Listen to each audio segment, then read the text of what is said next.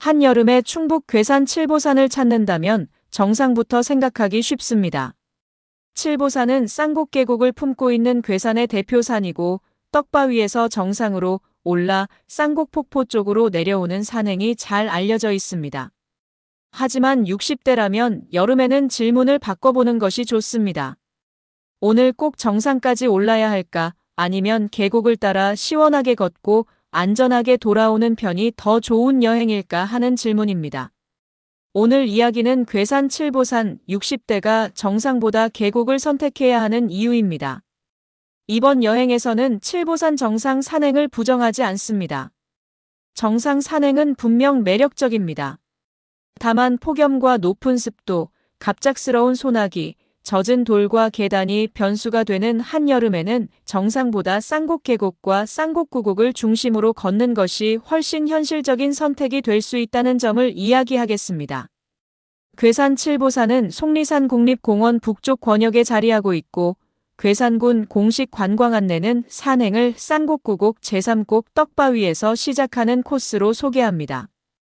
떡바위에서 개울을 건너 능선으로 올라 정상 방향으로 이어지는 방식입니다. 산 자체는 재미있는 암릉과 여러 봉우리가 이어지는 매력적인 산이지만 여름 시니어 여행에서는 정상까지 오르지 않아도 주변 쌍곡계곡만으로 충분한 피서가 됩니다. 쌍곡계곡은 괴산군 칠성면 쌍곡마을에서 제수리제까지 약 10.5km 이어지는 계곡입니다. 호롱소, 소금강, 떡바위, 문수암, 쌍벽 용소, 쌍곡폭포, 선녀탕, 장암까지 9경관이 이어져 쌍곡구곡이라고 불립니다. 계곡 곳곳에는 바위와 노송, 맑은 물길이 어우러져 여름철 대표 피서지 역할을 합니다. 여기서 중요한 점이 있습니다.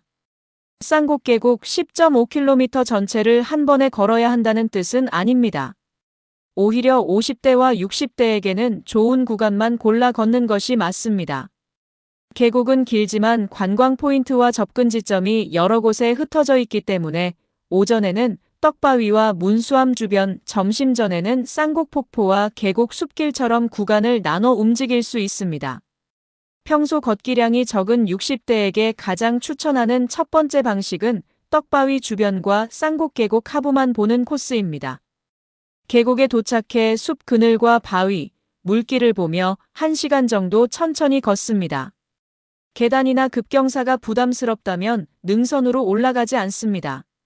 물소리를 들으며 걸었다가 같은 방향으로 돌아오면 됩니다.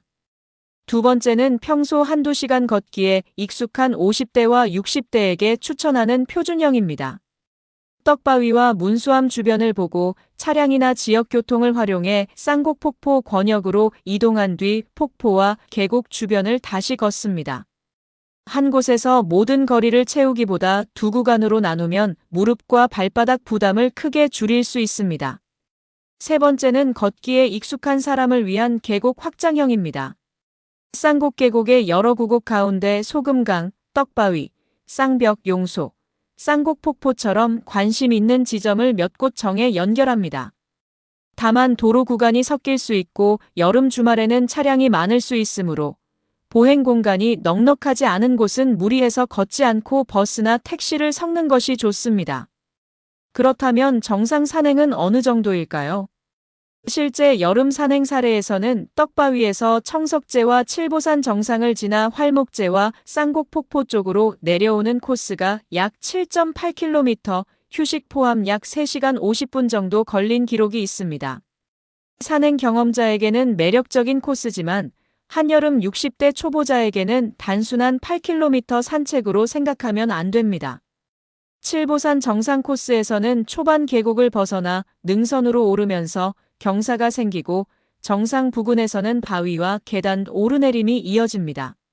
내려오는 길 역시 체력이 남아 있어야 합니다. 여름에는 정상에서 내려온 뒤에도 쌍곡계곡의 도로와 주차장까지 추가로 이동해야 할 수 있기 때문에 총 피로도는 거리 숫자보다 크게 느껴질 수 있습니다. 특히 60대에게 위험한 것은 올라갈 때보다 내려올 때입니다. 오를 때는 호흡이 힘들지만 내려올 때는 무릎과 발목이 반복적으로 충격을 받습니다.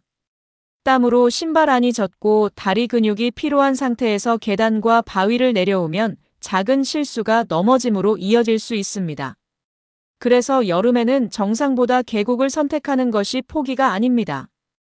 같은 칠보산을 다른 방식으로 즐기는 것입니다. 산은 정상만으로 이루어져 있지 않습니다. 칠보산 아래의 쌍곡계곡과 숲, 폭포와 바위 역시 이 산이 만들어낸 풍경입니다. 쌍곡구곡 가운데 떡바위는 칠보산 산행 들머리로도 잘 알려져 있습니다. 괴산군은 바위 모양이 시루떡을 자른 것처럼 생겼다고 해서 떡바위라는 이름이 붙었다고 소개합니다. 떡바위에서 동쪽 약 200m에는 문수암이 있고 그 상류 약 400m에는 쌍벽이 이어집니다. 이렇게 가까운 거리 안에서도 물길과 절벽, 노송이 계속 다른 풍경을 만듭니다.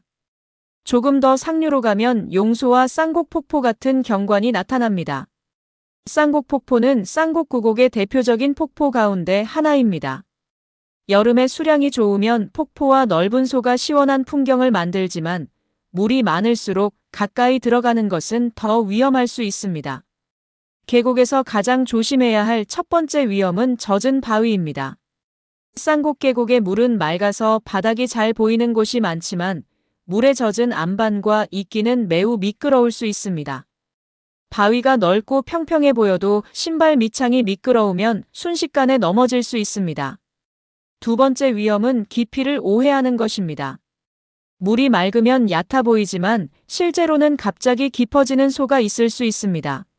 쌍곡폭포와 용소처럼 이름 자체가 소와 폭포인 장소에서는 수영장처럼 접근하지 않는 것이 좋습니다. 현장 통제 표지와 국립공원 안내를 우선하고 허용되지 않은 구간에서는 물에 들어가지 않습니다. 세 번째 위험은 비가 온 뒤 수량 변화입니다. 괴산과 속리산 권역은 여름에 갑작스러운 소나기와 집중호우가 올 수 있습니다. 내가 있는 곳에 비가 적게 와도 상류에서 많은 비가 내리면 계곡물이 빠르게 달라질 수 있습니다. 물색이 탁해지거나 나뭇가지가 빨리 떠내려오고 물소리가 갑자기 커지면 물가에서 벗어나는 것이 좋습니다. 네 번째 위험은 한낮도로 걷기입니다. 쌍곡계곡은 자연 경관이 아름답지만 구곡 사이를 이동하다 보면 도로 구간이 생길 수 있습니다. 여름 휴가철에는 차량 통행도 많을 수 있습니다. 그래서 50대와 60대에게는 계곡 전체를 도보 종주하기보다 좋은 구간만 걸은 뒤 이동수단을 섞는 것을 추천합니다. 신발은 중요합니다. 계곡이라고 해서 아쿠아 슈즈 하나만 신고 모든 구간을 걷는 것은 권하지 않습니다. 쌍곡계곡 주변에는 돌길과 흙길, 계단, 도로가 섞여 있습니다. 걷기는 접지력이 좋은 워킹화나 트레킹화로 하고 물가에서 발을 식힐 때만 아쿠아 슈즈를 사용하는 방식이 좋습니다. 여벌 양말과 작은 수건도 챙기면 좋습니다. 발을 물에 담갔다가 젖은 양말로 다시 오래 걸으면 발바닥이 불편해질 수 있습니다. 특히 시니어는 작은 불편이 보행 자세를 바꾸고 무릎이나 허리에 부담을 줄 수 있기 때문에 발을 마른 상태로 유지하는 것이 좋습니다. 여름 일정은 오전형이 좋습니다. 아침 일찍 괴산 쌍곡계곡에 도착해 가장 먼저 떡바위와 주변 숲길을 봅니다. 오전 10시 전후까지 계곡길을 걷고 11시쯤에는 쌍곡폭포나 다른 구곡을 짧게 봅니다. 정오부터는 점심과 긴 휴식으로 전환합니다. 50대와 60대라면 오후에 다시 산을 오르지 않는 것이 좋습니다. 점심 뒤에는 계곡 그늘이나 카페, 숙소에서 쉬고 해가 조금 낮아진 뒤 짧은 산책만 추가합니다.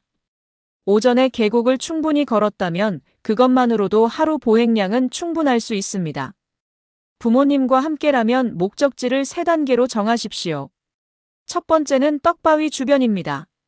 몸 상태가 괜찮으면 문수암과 주변 계곡까지 갑니다. 여기에서도 상태가 좋으면 다른 구곡을 하나 더 봅니다. 처음부터 정상이나 쌍곡계곡 전체를 목표로 잡지 않는 것이 좋습니다. 이 여행에서 수도권 교통도 중요합니다. 자동차로 가면 가장 단순합니다.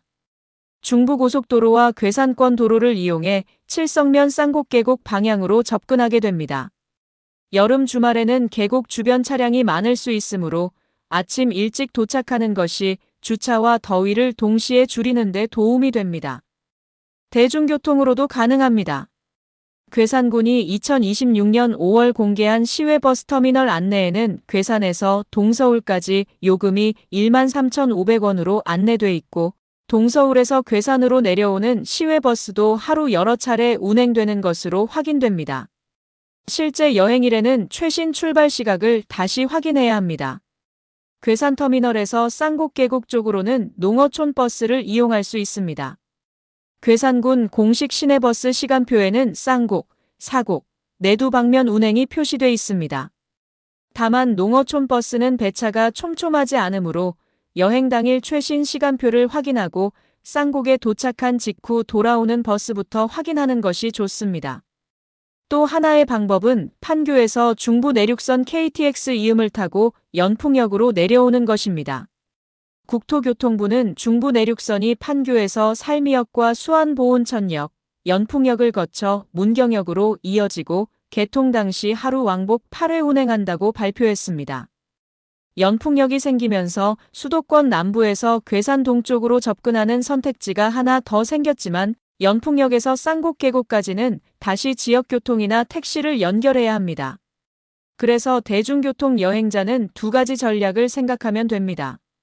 첫째는 동서울에서 괴산터미널로 내려와 쌍곡 방면 농어촌 버스를 타는 방법입니다. 둘째는 판교에서 연풍역까지 KTX 이음을 타고 마지막 구간을 택시나 지역교통으로 연결하는 방법입니다. 50대와 60대 두세 명이 함께라면 마지막 구간에 택시를 이용하는 것도 좋은 선택입니다.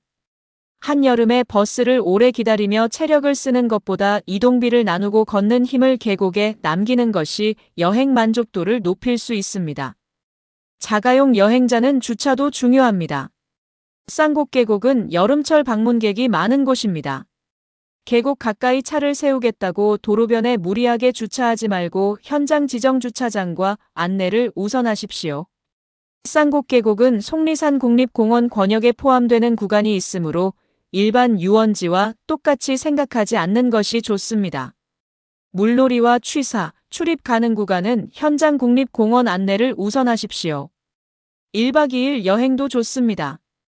첫째 날에는 쌍곡계곡을 천천히 봅니다. 떡바위와 문수암, 쌍벽을 보고 점심을 먹은 뒤 쉬었다가 늦은 오후 쌍곡폭포 주변을 다시 걷습니다.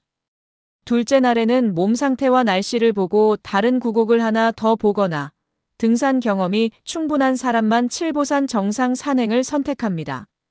정상 산행을 원하는 등산 마니아라면 첫날 계곡, 둘째 날 이른 아침 정상이라는 방식이 좋습니다. 반대로 첫날 정상 산행을 했다면 둘째 날에는 계곡에서 회복하는 식으로 나누어도 좋습니다. 숙박은 쌍곡계곡과 칠보산 주변 민박이나 펜션을 이용할 수 있습니다. 괴산과 충북 관광정보에도 계곡 주변 숙박시설이 안내돼 있습니다. 성수기에는 실제 요금과 예약 가능 여부를 미리 확인해야 합니다. 영상 촬영은 정상 인증보다 계곡의 이야기를 강조하면 좋습니다. 떡바위에서 시작해 문수암, 쌍벽, 용소, 쌍곡폭포를 차례로 보여줍니다. 물소리와 나뭇잎, 바위 사이 햇빛, 천천히 걷는 사람의 모습을 넣으면 이번 주제가 분명하게 살아납니다. 20대와 30대에게는 쌍곡구곡을 하나씩 찾아가는 탐험형 여행이 될 수 있습니다. 40대와 50대에게는 날씨에 따라 정상과 계곡 가운데 하나를 선택할 수 있는 유연한 여행지가 됩니다. 그리고 60대에게는 이 선택이 더 중요합니다. 칠보산 정상에 가지 않았다고 칠보산을 보지 못한 것이 아닙니다. 쌍곡계곡은 칠보산과 주변 산들이 만들어낸 대표적인 여름 풍경입니다. 그 숲과 물을 천천히 걸었다면 이미 칠보산의 좋은 부분을 충분히 경험한 것입니다. 마지막으로 세 가지만 기억하십시오. 첫째, 물이 많을수록 가까이 가지 않습니다. 둘째, 갈 수 있는 거리보다 돌아올 거리를 먼저 생각합니다. 셋째, 정상은 날씨와 몸 상태가 허락할 때만 선택합니다.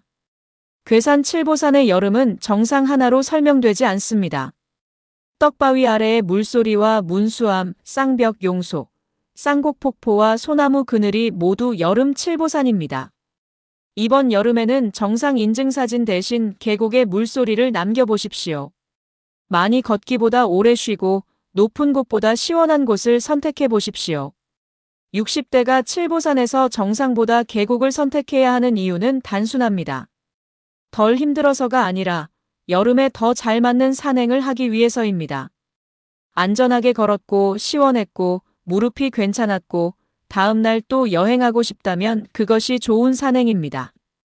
괴산 칠보산과 쌍곡계곡, 이번 여름에는 정상보다 아래쪽에서 더 오래 머물러 보십시오. 그곳에도 산에 가장 좋은 풍경이 충분히 있습니다.